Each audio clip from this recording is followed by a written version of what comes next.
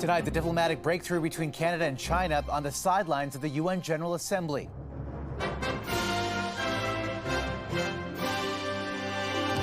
The critical conversation between clashing countries. What we are learning about an imminent meeting. I will expect at the appropriate time to be meeting with President Xi Jinping. As Donald Trump makes a sudden shift on Ukraine and slams the world body.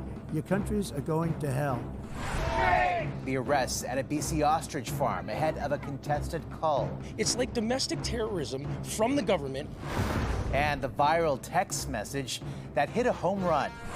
He's just so inspiring. He has such a positive outlook. What this 80-year-old softball player from Newfoundland wrote to his team, that's brought a smile to millions around the world. They mean a lot more to me than I mean to them.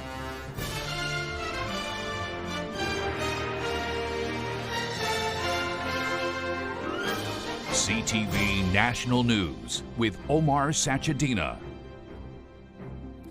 Good evening. Canada's Foreign Affairs Minister will travel to China in a matter of weeks in a move that could signal an easing of tensions between the two countries, locked in a diplomatic standoff. But that could make it harder for Canada to repair another key relationship. CTV's Judy Trin reports again from the United Nations tonight. A handshake with the second most powerful man in China, Premier Li Qiang. It comes as Canada and China are locked in a tariff battle over canola and electric vehicles. Next month, Foreign Minister Anita Anand will visit China, laying the groundwork for a top-level meeting. Those discussions will deepen. I will expect at the appropriate time to be meeting with President Xi Jinping, but continuing this dialogue with the Premier. But this warming of trade relations could result in more tensions with the U.S. President Donald Trump wants its allies to do less trade with China. He also said that Canada's recognition of Palestine could impact a trade deal. We have an independent foreign policy. We make decisions that are consistent with our values. It was supposed to be just a quick little skirmish. It's not making Russia look good. It's making them look bad. But at the United Nations Leaders Week, common ground is being found on Ukraine. Trump is changing his tone on Russia. Do you think that NATO countries should shoot down Russian aircraft if they enter their airspace? Yes, I do. After his bilateral meeting with Ukrainian President Volodymyr Zelensky, Trump posted on social media that he believes Ukraine is in a position to fight and win all of Ukraine back in its original form without ceding land to Russia. The Prime Minister did not rule out sending troops to help guarantee the security of Ukraine. And today, Carney also left open the door for Canada to be part of a stabilization force in Gaza once a ceasefire and a two-state solution is negotiated. Omar. All right, Judy Trin at the United Nations tonight. Thank you. Donald Trump used the stage at the UN to issue a blistering attack on the organization itself. CTV's Washington Bureau Chief Joy Malbin joins us now. And Joy, tell us what more Donald Trump had to say. Omar, Donald Trump's day began with a series of malfunctions, including a busted escalator and a speech without a teleprompter. I can only say that whoever's operating this teleprompter is in big trouble. Still, the U.S. president did not hold back, slamming the United Nations for not doing its job, dismissing the world body for not fixing wars and global conflicts. All they seem to do is write a really strongly worded letter and then never follow that letter up. It's empty words, and empty words don't solve war. Trump bragged that he's doing all the work the UN should be doing, saying he ended 7 wars, a disputed claim, and that it merits the Nobel Peace Prize. He bashed the UN for funding and failing to stop what Trump calls uncontrolled migration, lecturing and insulting his European allies over their immigration policies and urging them to crack down. It's time to end the failed experiment of open borders. You have to end it now. See, I can tell you. I'm really good at this stuff. Your countries are going to hell. And this shocked the audience. The president ripped into the UN on climate change, attacking green energy and wind power, calling it all a scam and scoffing at the science. Global warming Not happening. It's the greatest con job ever perpetrated on the world. Trump isn't the first to question the UN's relevance or its purpose, but after a chat with the UN Secretary General, Trump said he stands behind the world body, though he sometimes disagrees with it. Omar? All right, Joy, thank you. And the U.S. Secret Service says it has dismantled a hidden network that could have massively disrupted communications in New York as the city hosts world leaders at the UN General Assembly. This network had the potential to disable cell phone towers and essentially shut down the cellular network in New York City. More than 100,000 SIM cards were seized, all clustered within about 55 kilometers of the city, enough to send 40 million anonymous text messages every minute, crippling the cell grid. Investigators say the foiled plot is the work of an organized group working on behalf of a foreign nation, though no arrests have been made. Shocking moments in a Florida courtroom after a jury found Ryan Ruth guilty of trying to assassinate Donald Trump. As the verdict was being read, Ruth grabbed a pen and stabbed himself in the neck before bailiffs restrained him. Ruth now faces a possible life sentence. His daughter chasing the car he was in as he left court in custody after the verdict.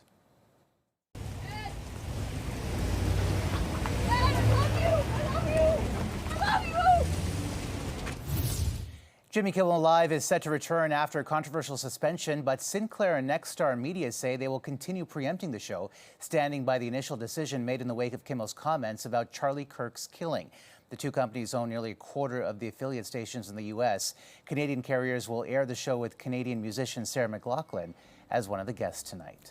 Tense moments in BC where ostrich farmers and their supporters are fighting to save their flock, set to be culled any day now. CTV's Andrew Johnson has more on the standoff between protesters and police. Family, welcome home. An emotional reunion after two people who run the Universal Ostrich Farm were arrested for refusing to leave the ostrich pen and then released. The only reason we were staying in there was not to obstruct. It was just to humanely continue to give these animals routine.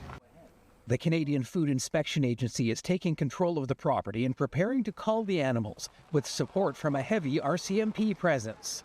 Those trying to prevent the slaughter of the ostriches say the families who run the farm are being mistreated. And they can't sleep, they're stressed, it's disgusting. It's like domestic terrorism from the government to the public, to the citizens. They are being terrorized. Are you going to tell your kids I was on the wrong side of history? Some protesters are focusing their anger on police and also the media covering what's unfolding. Shame! Shame! There's a lot of passion here. The farm is running out of time in its 9-month fight to save the birds after an avian flu outbreak last December. The CFIA says the ostriches could still spread a unique and more lethal strain of the virus. The farm insists the birds are healthy and their antibodies should be studied. We've been trying for 9 months of clear communication of that these animals are healthy. Can we test them? That is it. Can we test them for virus? And that's been denied. The CFIA is not responding to our requests for information, so it's unclear when the call could go ahead. The farm says it has submitted an emergency court filing to try to delay it again. Supporters say they are hoping for a miracle to save the animals' lives. Andrew Johnson, CTV News, Edgewood, BC. A joint investigation by Canada's privacy authorities has found TikTok has been collecting sensitive information from Canadian children. CTV's senior political correspondent Mike Couture on what the platform says it's doing about it. The investigation was conducted by the Federal Privacy Commissioner and 3 of his provincial counterparts. It found that TikTok did not do a good enough job of keeping children off the platform. Hundreds of thousands of Canadian children access TikTok each year, according to the investigation, and the app has been collecting and using their personal information. While this investigation focused mainly on children, it also found that TikTok did not obtain valid and meaningful consent for the collection and use of troves of user data. There's certain things people consent to, but there's certain things that we find just goes too far, and that's the issue of under 13 children. We just found that for that, even with consent, we find that that's not appropriate. The Privacy Commissioner did note that TikTok has already agreed to enhance its age verification system to keep underage users off the platform. A spokesperson for TikTok said the company is happy that the commissioners agreed to a number of their proposals and TikTok remains committed to maintaining strong transparency and privacy practices. Mike Lecouteur, CTV News, Ottawa. The desperate search for a 5-year-old boy in southwest Alberta has stretched into a third day. Darius McDougall went missing Sunday during a walk with his siblings. The smallest tidbit of information from one of those family members might be able to assist us on something else that we could look for with regards to this investigation. Dozens of search and rescue members, along with the RCMP and conservation officers, have been searching a campground in the Crow's Nest Pass using helicopters, drones, dogs, and underwater divers. Officials say the boy is on the autism spectrum and might have difficulty responding to his name. Ontario police are on the hunt for a motorcycle driver accused of stunt driving that was caught on camera. The video taken on a highway in Barrie, north of Toronto, shows the rider sitting sideways and even standing on the seat. Police say they responded to a report, but the driver was gone by the time officers arrived. A police watchdog in Quebec has seized an officer's gun and is urging the public to come forward for information about a shooting during a police intervention that left a 15-year-old boy dead. CTV's Quebec Bureau Chief Geneviève Beauchemin now on the investigation and the public outcry. Images filmed by a neighbor show police after shots rang out near a suburban home in Longueuil outside Montreal. And 15-year-old Nouran Rezaei, his family and friends are heartbroken. And many now want answers into how a teen was shot during a police operation. It makes us, wonder, are we safe around police anymore? Amid public outcry, the BEI, Quebec's police watchdog, took the rare step of holding a news conference. A call was reportedly made to 911 stating that a group of masked armed people were moving in public place. During the intervention, one person was hit by a fire shot. Investigators seized ski masks, baseball bats, backpacks, and the gun belonging to the police officer. The BEI urged witnesses to come forward, not to conduct their own private investigation. You have to trust us. We're the one who are doing the investigation. We're an independent office. Our mission is to shed the light on what happened, and that's what we're going to do.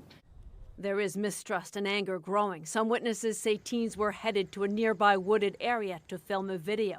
Rezaei's parents hired a lawyer. They want to know why this happened and why was Nouran singled out, why was lethal force used. This intervention raises a lot of questions, I think. They also described their son as a sweet boy who had his whole life ahead of him. The officer is now on leave indefinitely, and the police chief issued a statement saying the force is collaborating fully with the investigation and that he understands that there are many questions and that the family is grieving. Geneviève Beauchemin, CTV News, Longueuil, Quebec. The federal government has announced plans for the gun buyback program, starting with a 6-week pilot project in Nova Scotia before opening up nationwide eligibility later this fall. But as CTV's Rachel Aiello reports, the public safety minister is under fire over comments he made in private about the program.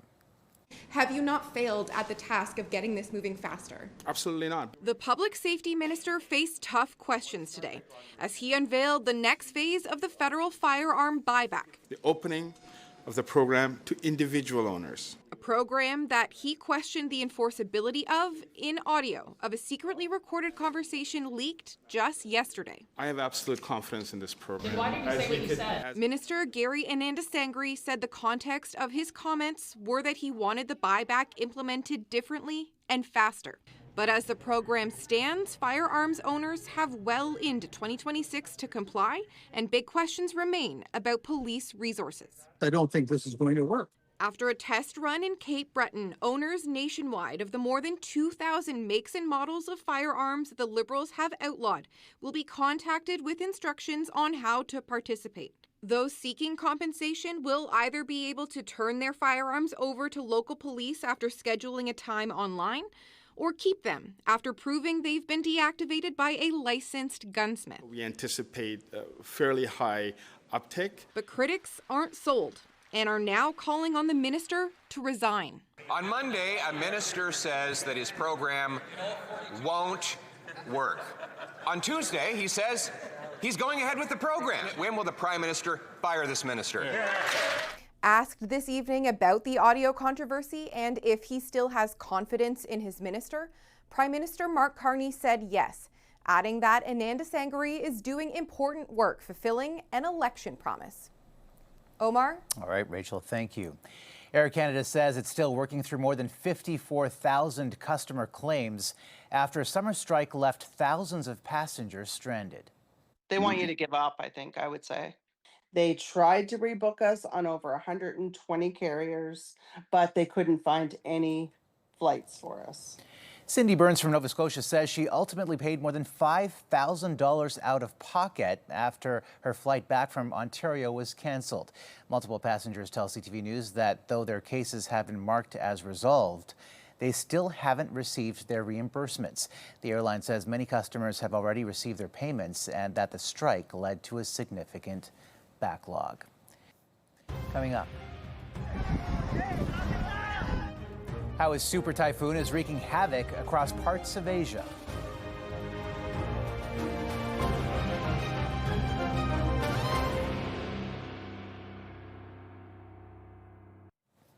At least 14 people are dead and more than 100 others missing in Taiwan as super typhoon Ragasa rips through parts of Asia. The strongest tropical storm on Earth this year has already left a trail of destruction in Taiwan and the Philippines. Violent winds upwards of 265 kilometers per hour, the equivalent of a Category 5 hurricane. Flights leaving Hong Kong have been grounded, schools have been closed, and store shelves are empty as people stock up on essentials. Well, it is now Wednesday morning in Hong Kong, and that storm will be passing just south of there. And that's where we find CTV Your Morning host Anne-Marie Medawake. Anne-Marie, tell us what the conditions are like right now.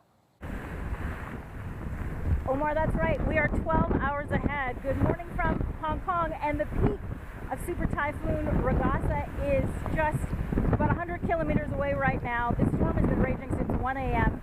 You know, these winds that I'm fighting and that you're hearing, plus the rain, plus if you're looking at the radar, the intense pressure of this storm that makes it comparable to a Category 5. But the real concern, of course, is on the ground, and the low-lying areas, you're probably seeing pictures of flooding already. Rivers are flowing their banks. I'm thinking of the people who are across this bay, which you can't see right now, where I visited yesterday in the markets. You know, I'm in a hotel with great infrastructure. Some of those neighborhoods are not designed to handle this kind of a storm, and they're going to be not just living through Ragasa, they're going to be living with it for weeks to come. And that's really the human story of this as the storm continues and the damage and the aftermath comes. I'm going to send it back to you, and I'm going to get back into the hotel. All right, Anne-Marie, please stay safe. Still ahead. Oh my goodness gracious. Why you're never too young for a hole-in-one.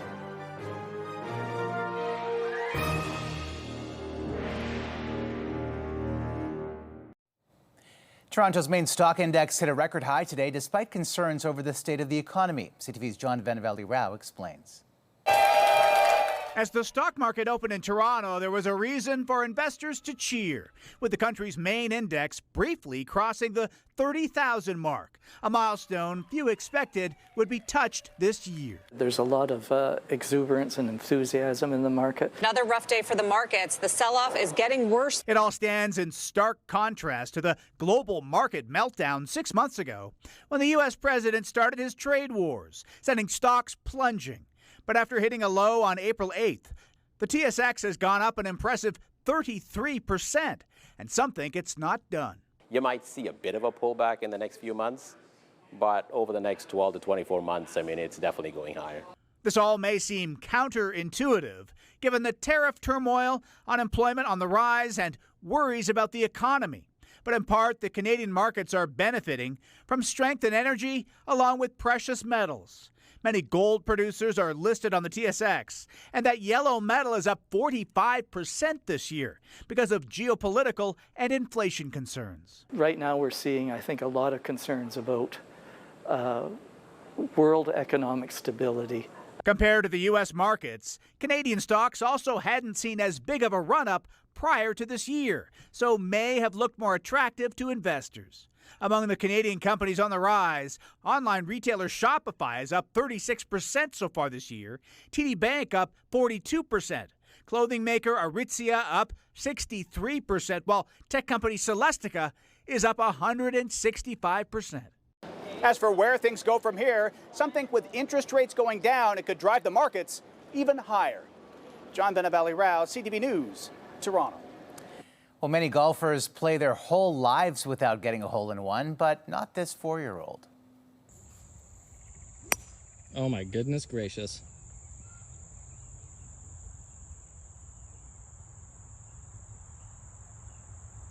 Oh my gosh! Meet Levi, who celebrated the feat with his father, then sprinted to the green at the Knoxville, Tennessee golf course to retrieve the ball. He sunk it on the 108-yard fifth hole. Still ahead, the playoff pep talk from this 80-year-old that's warming hearts around the world.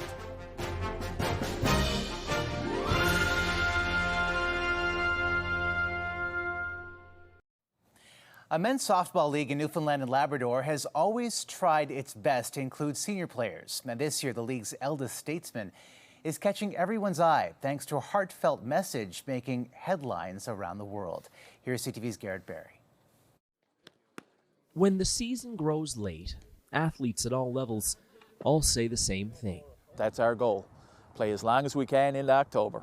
It means just a little bit more to catcher and 80-year-old Nelson Bradbury, who was just hoping to make this team last as long as possible. They mean a lot more to me than I mean to them. You know, that's the way I look at it.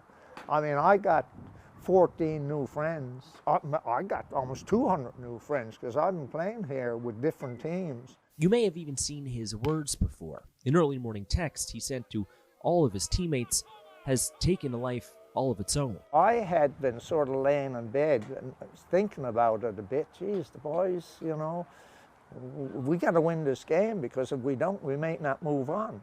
He wrote, "I don't know if I will get another year in the league or not. I don't even buy green bananas anymore. But I do know this will be the year of ball play that I will remember." He's just like so inspiring. He has such a positive outlook. Like he has inspired me to continue to pursue things. Sam Evans saw it on her husband's phone and posted it to TikTok. Now it's everywhere. Publications all around the world. I shouldn't say it don't mean anything to me. It means something to me. It means that obviously I've touched a lot of people, but all I wanted to do was touch my teammates. But when nighttime comes, the mood gets serious. It went down to the wire, but Bradbury's team pulled out a narrow 15-14 win and kept the season alive a little bit longer. Good job, Mills. Did it. One more. Garrett Barry, CTV News in Mount Pearl, Newfoundland and Labrador. We all love Nelson, great guy. That's a snapshot this Tuesday for all of us at CTV National News. Thank you for watching. Good night and see you tomorrow.